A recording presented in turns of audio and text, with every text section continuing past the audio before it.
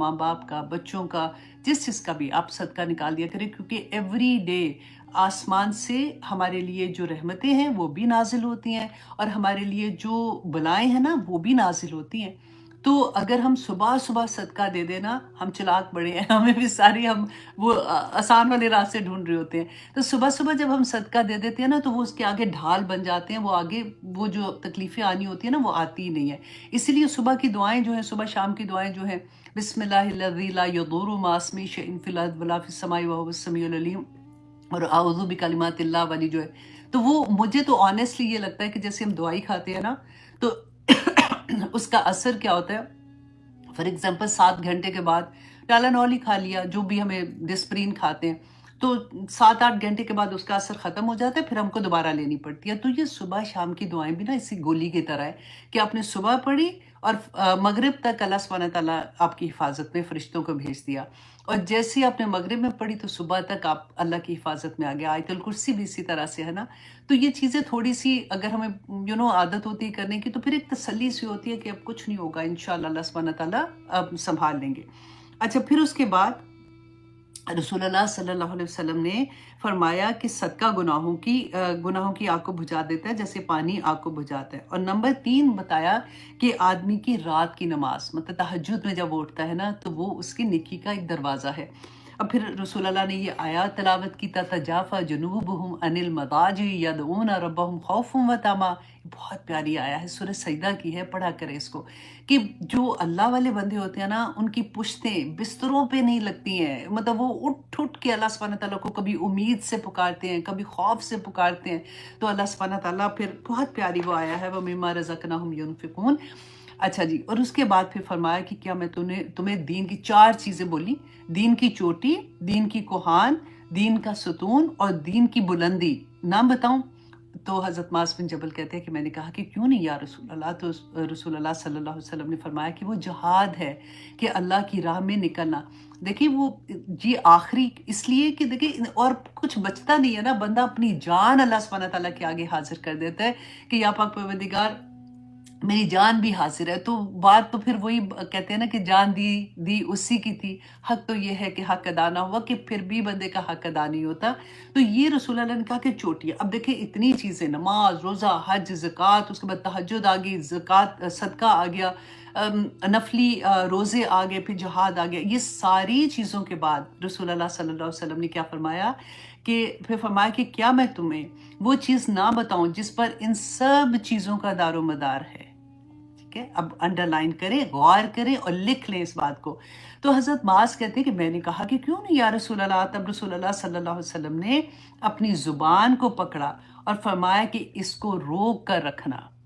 اس کو روک کر رکھنا۔ معاذ رضی اللہ عنہ فرماتے ہیں کہ میں نے کہا کہ اللہ کے نبی صلی اللہ علیہ وسلم، کیا جو باتیں ہم کرتے ہیں اس پر بھی ہماری کیا پکڑ ہوگی؟ تو رسول اللہ صلی اللہ علیہ وسلم نے فرمایا کہ معاذ تیری ماں تجھے روئے، جیسے پیار سے نہیں کہتے کہ تیرا بیڑا ترے، اس طرح سے ہم کہتے ہیں، کوئی بات کہتے ہیں، تو اسی طرح سے رسول اللہ صلی اللہ علیہ وسلم نے پیار سے ان کو کہا کہ لوگوں کو جہنم کی آگ میں چہروں کے بل گھسیٹنے والی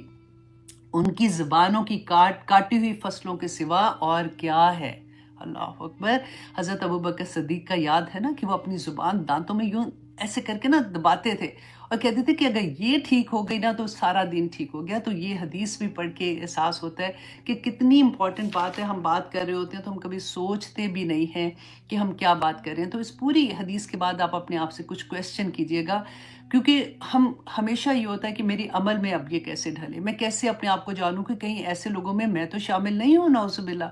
تو کویسچن یہ ہے کہ کیا آپ کو یہ لگتا ہے کہ میں کبھی ایسی بات کرتی ہوں کہ دیکھا میں نے ایسا کرارا جواب دیا کہ اس کو پتہ لگ گیا، یا پھر میں کبھی ایسے کہتی ہوں کہ اس کو میں نے اس کی اوقات یاد کرا دی، یا پھر کبھی میں ایسے کہتی ہوں کہ جو میرے جاننے والے بندے ہیں جن سے میں امپریس ہوں، ان کی تو میں بڑی عزت کرتی ہوں، اگر وہ میرا مذاق بھی اڑا لے، اگر وہ مجھے کچھ کہہ بھی دے تو تب بھی میں اگنور کروں اور میں ہنس کے کوئی بات نہیں۔ لیکن کوئی ایسا بندہ جس کو میں سوچوں کہ یہ میرے سے ذرا نیچے ہے اور اس کی جرت کہ میرے آگے سے جواب دے، اس کو تو میں بےزتی کر کے رکھ کے آ جاؤں۔ تو ایسی والی ساری چیزیں اپنی یاد رکھیے گا کہ اللہ سبحانہ تعالیٰ سے دعا کرنی ہے، اللہم لا سہلا الا ما جعلتہ سہلا وَأَنْتَ تَجْعَلُ الْحَزَنَ إِذَا شِئْتَ سَهْلًا۔ تو یہ دعا بھی ساتھ ساتھ کرنی ہے، اور انشاءاللہ اللہ سبحانہ تعالیٰ ہمیں توفیق عطا کریں گے کہ ہم زبان سے بولتے ہوئے 1000 بار سوچیں کہ ہم کیا بات کر رہے ہیں۔ اللہ اکبر۔ تو آج انشاءاللہ جی ہم سورۃ الطارق کا آغاز کریں گے اور دیکھتے ہیں کہ اللہ سبحانہ تعالیٰ نے اس میں ہمارے لیے کیا احکامات رکھے ہیں۔ یہ آیات اس میں 17 ہے اور اس میں ایک رکوع ہے، اور یہ مکی دور کی سورہ ہے، اور اگین یہ اسی دور کی سورہ ہے جس میں مسلمانوں کے اوپر جتنے بھی مٹھی بھر تو ابھی مسلمان تھے، ان کے اوپر جو ظلم ہو رہے تھے، اور کس طرح سے اللہ سبحانہ تعالیٰ ان کو تسلیاں دیتے ہیں، کس طرح سے اللہ سبحانہ تعالیٰ ان کو دنیا کی حقیقت بتاتے ہیں کہ جس دنیا میں تم آزمائش میں ڈالے جا رہے ہو یا تم پہ مصیبت ہے تو پھر اس کو تمہیں اجر اس کے کتنے ملیں گے، اور جو کچھ تم کرتے ہو اللہ سبحانہ تعالیٰ کیسے دیکھتا ہے۔ بہت پیارے اس کے اندر سبق ہے۔ تو شروع کرتے ہیں، بسم اللہ الرحمن الرحیم۔ اعوذ باللہ من الشیطان الرجیم، بسم اللہ الرحمن الرحیم۔ والسماء والطارق، آسمان کی قسم اور رات کو آنے والے کی قسم۔ اب اس سورہ کا آغاز بھی اللہ سبحانہ تعالیٰ نے دوبارہ سے آپ دیکھیں قسم سے شروع کیا ہے۔ پہلے بھی ہم نے یہ دیکھا کہ اللہ سبحانہ تعالیٰ نے جو پچھلی سورہ تھی کہ کیا قسم کھائی تھی، کہ اللہ سبحانہ تعالیٰ نے کہا کہ قسم ہے برج والے آسمانوں کی، کہ وہ کیا بتایا تھا کہ آسمان کی حفاظت کیسے کی جاتی ہے، اور اللہ سبحانہ تعالیٰ نے جو سب سے بڑی اللہ کی مخلوق ہے بیسیکلی آسمان و زمین، کیونکہ ہمیں تو وہی نظر آتی ہے نا، ہماری آنکھ سے ہم دیکھتے ہیں، تو اللہ سبحانہ تعالیٰ نے یہاں پر بھی آسمان کی قسم کھائی، اور طارق جو رات کو آنے والا ہے۔ پھر اللہ سبحانہ تعالیٰ نے خود ہی بتا دیا کہ وَمَا أَدْرَاكَ مَا الطَّارِقُ، ارے انسان تجھے کیا پتا کہ یہ رات کو آنے والی کیا چیز ہے۔ النجم الثاقب، کہ یہ ستارہ ہے جو چمکتا ہوا ستارہ ہے۔ ہم نے پڑھا تھا پچھلی سورہ میں بھی، اسی کو آپ پھر سے یاد کریں کہ نجم الثاقب جو تھا وہ شوٹنگ سٹار کے بارے میں، کہ یہاں پہ اللہ سبحانہ تعالیٰ بتا رہے ہیں کہ میرے کائنات کی ہر چیز اللہ سبحانہ تعالیٰ کی حفاظت کے اندر ہے۔ اللہ سبحانہ تعالیٰ نے جیسے آسمان میں ایسے شہاب ثاقب رکھے ہیں، اور جو کہ ہم نے پڑھا تھا نا کہ جو جاتے تھے جنات جاتے تھے، جب انہوں نے دیکھا کہ وہاں سے خبریں لینے کے لیے کہ یہ تو سیکیورٹی ٹائٹ ہے، یہ سیکیورٹی سسٹم کی بات ہو رہی ہے، اور اللہ سبحانہ تعالیٰ اپنی سیکیورٹی سسٹم کی قسم کھا کے بتا رہے ہیں۔ آگے جواب قسم آئے گا تو پھر انشاءاللہ اس پہ ڈسکس کرتے ہیں کہ آسمان پہ جو یہ ستارے ہیں، ان کا کام ہی یہ تھا کہ یہ ایک تو اللہ سبحانہ تعالیٰ نے ہمیں سورۃ ملک میں ہم نے پڑھا تھا وَلَقَدْ زَيَّنَّا السَّمَاءَ الدُّنْيَا بِمَصَابِيحَ وَجَعَلْنَاهُ رُجُومًا لِلشَّيَاطِينِ وَأَعْتَدْنَا لَهُمْ عَذَابَ السَّعِيرِ۔ تو وہ ساری آیت میں اللہ سبحانہ تعالیٰ نے فرمایا تھا نا کہ آسمانی دنیا پہ اللہ سبحانہ تعالیٰ نے سجانے کے لیے ستارے، خوبصورت ستارے پیدا کیے، اور آگے پھر اللہ سبحانہ تعالیٰ نے یہ بھی بتایا کہ کس طرح سے اللہ سبحانہ تعالیٰ نے ان کی کیا کیا ڈیوٹیز ہیں۔ ہر چیز جو اللہ سبحانہ تعالیٰ نے جس مقصد کے لیے پیدا کی، کوئی چیز مقصد کے بغیر نہیں ہے، اور جہاں تک ان کا مقصد ہے وہ اس طرح سے اپنے مقصد کو پورا کر رہے ہیں۔ کائنات کی ایک ایک چیز اللہ سبحانہ تعالیٰ جب یہ ہمیں کہتے ہیں، فرماتے ہیں کہ کائنات کو دیکھو، تمہیں اگر تمہارے پاس کوئی ہدایت کا پیغام نہیں آیا نا، تب بھی تم اگر کائنات کو دیکھو گے تو تمہیں اللہ سبحانہ تعالیٰ مل جائیں گے، اللہ کی پہچان مل جائے گی۔ تم اپنے انفس، تم اپنی ذات میں دیکھو گے تو تمہیں اللہ سبحانہ تعالیٰ کی پہچان مل جائے گی، کیونکہ پوری کائنات میں اللہ سبحانہ تعالیٰ نے ہر چیز کو، ایک ہمارے نفس کے بغیر علاوہ ہر چیز جو پیدا کی ہے وہ اسی طرح سے اللہ سبحانہ تعالیٰ کا حکم مان رہی ہے کہ جس مقصد کے لیے پیدا کیا ہے نا وہ وہی کام کر رہی ہے۔ ہمارا دل ہے وہ دھڑکنے کے لیے پیدا ہوا ہے، وہ جسے بلڈ کو سرکولیٹ کرتا ہے وہ وہی کام کر رہا ہے، ہماری کڈنیز وہی کام کر رہی ہے، ہماری زبان اسی طرح سے بول رہی ہے، ہماری آنکھ ویسے ہی دیکھ رہی ہے، ہمارا کان ویسے ہی سن رہا ہے۔ جس مقصد کے لیے جہاں پہ اللہ سبحانہ تعالیٰ نے جس چیز کو پیدا کیا وہ وہی مقصد اپنا پورا کر رہا ہے۔ آسمان میں دیکھیے اتنے بڑے ستارے، سیارے، ملکی ویز ہم دیکھتے ہیں، ہم کہکشاں دیکھتے ہیں، اللہ سبحانہ تعالیٰ نے آسمان پہ ہر چیز، کوئی ایسا نہیں ہوتا کہ وہ ایسے زمین پہ آ کے گر جائے، کیونکہ ان کو حکم نہیں ہے اللہ سبحانہ تعالیٰ کا، ان کو ہدایت ہے۔ ہدایت کس کو کہتے ہیں؟ راستہ دکھانا نا۔ وہ کون سے راستے پہ جاتا ہے، وہ کون سے راستے سے واپس آتا ہے، یہ اللہ سبحانہ تعالیٰ نے ان کو بتایا ہوا ہے، اور وہ اسی پر عمل کرتے ہیں۔ اللہ سبحانہ تعالیٰ ہمیں بار بار جو یہاں پہ بتاتے ہیں نا، ہم جب بھی قرآن کھولتے ہیں کہ اے انسان صرف ایک تیری ذات، ایک انسان اور جنات، دو ایسے لوگ ہیں، دو ایسی مخلوق ہیں جن کو اللہ سبحانہ تعالیٰ نے یہ آزادی دی ہے کہ وہ اپنے مرضی سے فیصلہ کر سکتے ہیں، اور اسی پر جنت و دوزخ ہے۔ یہاں پہ اللہ سبحانہ تعالیٰ جو اتنی بڑی بڑی مخلوق کی قسم کھا کے بتاتے ہیں کہ وہ کیسے اللہ کے حکم کے تابع ہیں، اور تم اپنا حال دیکھو کہ تمہیں پتہ بھی ہے کہ اللہ سبحانہ تعالیٰ ان چیزوں سے ناراض ہو جاتے ہیں، پھر بھی تمہاری دیدہ دلیری کہ تم پھر ویسے کام کرتے ہو۔ اب آگے اللہ سبحانہ تعالیٰ، اچھا نجم الثاقب جو ہے نا، ثاقب عرب میں جو پرندہ بہت اونچا جاتا تھا نا، اس کو بھی وہ ثاقب کہتے تھے۔ اور ثاقب کا ایک ہوتا ہے یہ ستارہ جو ہے، کہتے ہیں کہ یہ جو شیطان ہیں ان کے اندر گھس کے اس کو پھاڑنا، جیسے کہتے ہیں نا کہ اندھیرے سے پھاڑ کے روشنی جیسے نظر آتی ہے، تو اس طرح سے بھی اس کا میننگ آتا ہے۔ اب اللہ سبحانہ تعالیٰ اب یہ جو ساری قسم کے بعد جو جواب قسم ہے نا، وہ کیا کہہ رہے ہیں؟ ان کل نفس، کہ نہیں ہر نفس پر لما علیہا حافظ، مگر اس پر ایک حافظ مقرر ہے۔ ہر نفس پر، ہر جان پر ایک حافظ مقرر ہے۔ اللہ اکبر۔ اب دیکھیے یہ ایسی آیا پڑھ کے نا، کبھی ایک دم سے نا اپنی پروٹیکشن کا احساس ہوتا ہے کہ او مائی گاڈ، میرے اوپر تو حفاظت کے فرشتے ہیں۔ اللہ سبحانہ تعالیٰ یہاں پر علماء نے اس کی دو طرح سے تفسیر کیا۔ ایک تو نمبر یہ کہ اللہ سبحانہ تعالیٰ خود حافظ ہیں۔ سورہ یوسف میں اللہ سبحانہ تعالیٰ نے فرمایا فَاللَّهُ خَيْرٌ حَافِظًا، کہ سب سے بہترین حفاظت کرنے والا تو اللہ کی ذات ہے۔ جس اللہ سبحانہ تعالیٰ نے ہمیں، اب باقی کائنات کی تو میں نے آپ کو بات بتا دیا، اب اپنی ذات سے ہم بات کریں نا، کہ اگر انسان کو پیدا کیا تو اس کو اس دنیا میں رہنے کے لیے، اس دنیا میں جینے کے لیے اللہ سبحانہ تعالیٰ نے پورا بندوبست بھی کیا۔ زمین بنائی، آسمان بنایا، بارش نازل کی، پھل پودے اگائے، فصلیں پیدا کی اس کے کھانے کے لیے۔ اس کے بعد اب دیکھیں سورج کو کیسے فصلیں پکنے کے لیے اس کو حرارت دی، چاند کو دیکھیں کہ کیسے ان پھلوں کے اندر جو ذائقہ آنا تھا اس کے لیے پیدا کیا۔ اللہ سبحانہ تعالیٰ نے ساری چیزوں میں، آپ دیکھیں جڑی بوٹیاں پیدا کی تاکہ انسان اپنی، جب وہ بیمار ہوتا ہے اپنی دوائیاں بناتا ہے تو کیسے کرتا ہے۔ ایک ایک چیز اگر آپ دیکھتے ہیں نا کہ اللہ سبحانہ تعالیٰ نے کیسے انسان کو اپنی حفاظتوں میں رکھا ہوا ہے۔ اور اب اس کے علاوہ بھی جو حدیث میں آتا ہے میں آپ کو وہ بھی بتا دیتی ہوں۔